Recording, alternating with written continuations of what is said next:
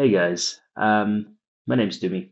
Um, you've probably never spoken to me or heard of me or anything like that before because I'm just not on social media much. Don't pay attention to that sound. That's just my calendar telling me that I have to do something for work just now, imagine. Um, but yeah, you've probably never seen me, heard of me, anything of that sort. So I'll give you a quick introduction to who I am. But first and foremost, like why even am I recording this? So I'm a guy that just kind of believes that he knows a couple of things about energy, about business, and about the business of energy, particularly in South Africa. But I do have my feelers out for other places in the world as well. Um, But the whole point of this channel, the whole purpose is that I'd like to help demystify some of I guess, some of the misconceptions, some of the misunderstandings that, average people I've noticed just have about how the electricity system works, about the grid itself. Um, I'm not an advocate for any particular type of technology or anything like that. I'm very agnostic to all of that. I really just believe in a system that's reliable and can serve the needs of the people without having to bankrupt them, basically.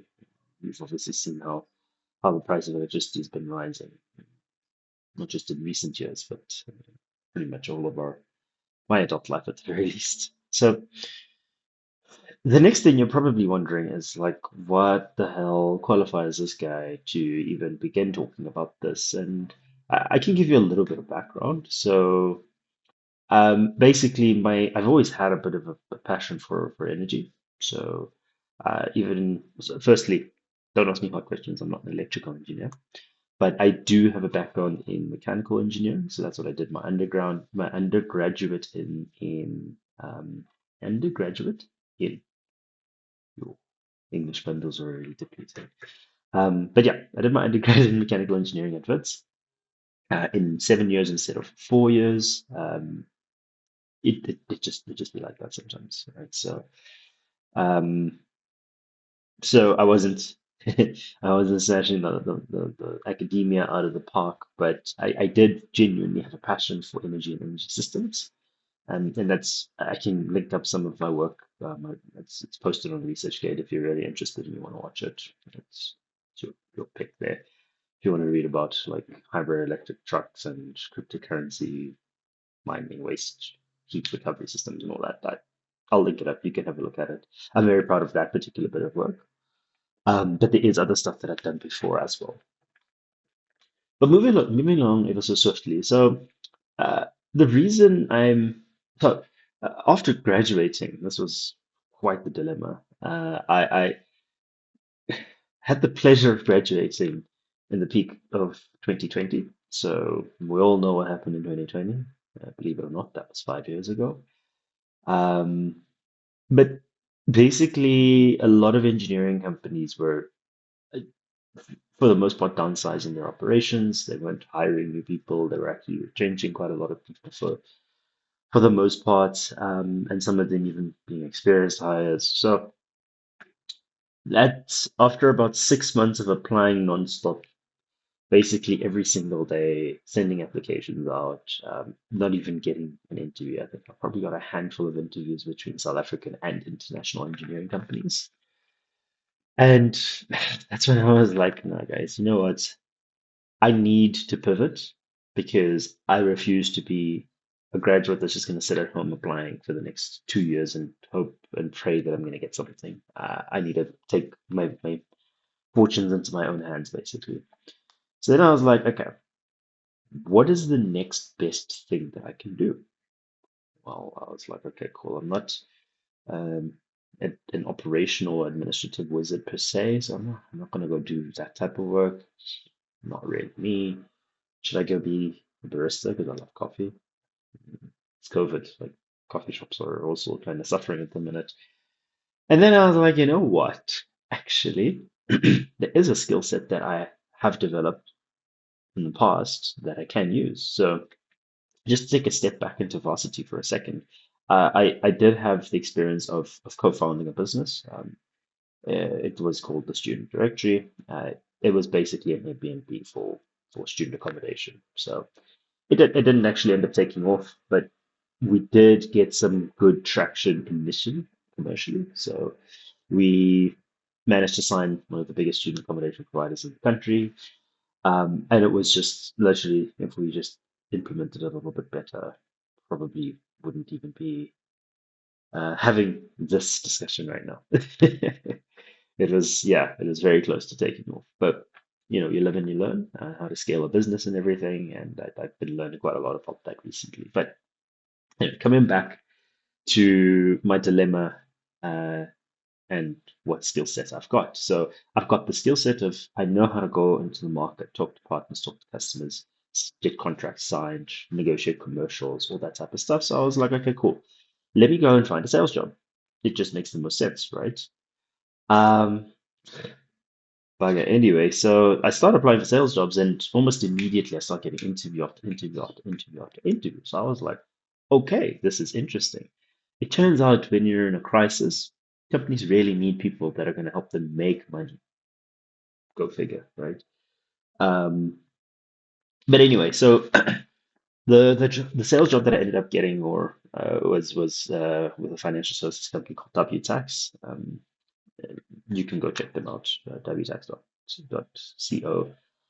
And basically, they're like a indirect tax recovery company. So to use the jargon, they help asset managers, hedge fund managers, pension funds, all of that recover their foreign um, withholding tax. So basically, it's like if you're a Swiss investor buying, I don't know, Microsoft shares, obviously based in the US, when Microsoft pays you a dividend, you get a tax, and W tax helps reduce that. So I was in the strategic partnerships division there.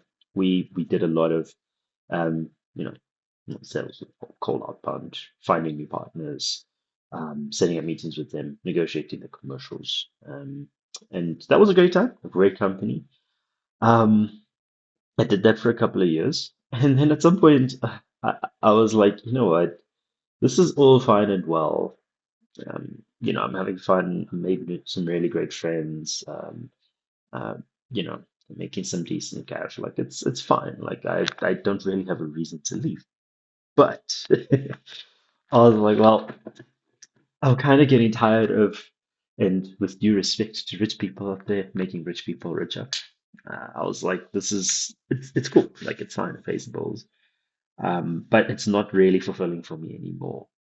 Just for, what the business objective was. No problem with the business itself, of course.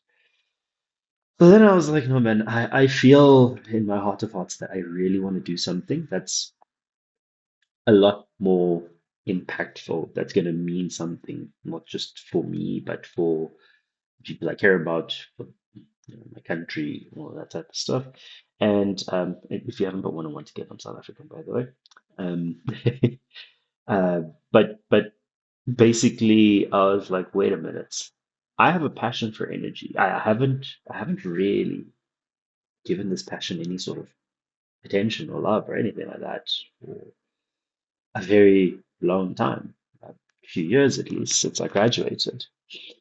And I was like, wait a minute, we're in the depths of load shedding. It's like every time I go to work in Melrose Arch, the generators are absolutely roaring. The parking areas just smell like diesel. There's always traffic because the traffic lights don't work. And that's just the surface level stuff, right? Like the ripple effects in the economy, once I actually sat down and gave it some thought. It's like businesses cannot operate. Food goes off. Um, you know, People basically have to like schedule their lives according to whatever they see on Eskom push. Like it's not it wasn't sustainable. And I was like, hang on, we've been in an energy crisis for so long, and why did I not see that this is where I could potentially find my fulfillment and my impact? So anyway, I just so happened to then stumble upon the company that I'm at now, Lentify. Um, Basically, our mission is to enable a cheaper, cleaner, and more reliable uh, grid for everyone.